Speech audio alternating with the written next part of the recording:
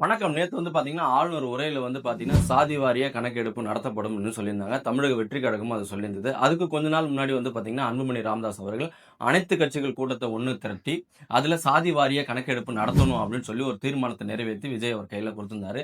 அது நேத்து ஆளுநர் உரையில வந்தது ரொம்ப மகிழ்ச்சியான விஷயம். இந்த சாதி வாரிய கணக்கெடுப்பு அந்த சமூகங்களுக்கு மட்டும் தான்னு கேட்டா கிடையவே கிடையாது.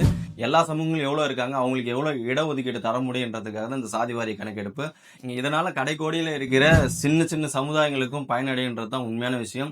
அவர் மூலியமா இன்னைக்கு பிற சமூகங்கள்லாம் வந்து ஒரு நல்ல நிலைமைக்கு வரும். இந்த சாதி வாரிய கணக்கெடுப்பு ரொம்ப முக்கியம். இதனால சின்ன சின்ன எண்ணிக்கையில ரொம்ப கம்மியா இருக்கிற சமுதாயம் கூட பயனடைன்றது தான் உண்மையான விஷயமே. சாதிவாரி கணக்கெடுப்பு சாதிவாரி கணக்கெடுப்பு சாதிவாரி கணக்கெடுப்பு ஜாதிவாரி கணக்கெடுப்பு சாதிவாரி கணக்கெடுப்பு ஆதிவாரி மக்கள் தொகை கணக்கெடுப்பு சாதிவாரி கணக்கெடுப்பு சமூக நீதி கணக்கெடுப்பு என்கின்ற சாதிவாரி கணக்கெடுப்பை சாதிவாரி கணக்கெடுப்பு நடத்த வேண்டும் விஷயம்.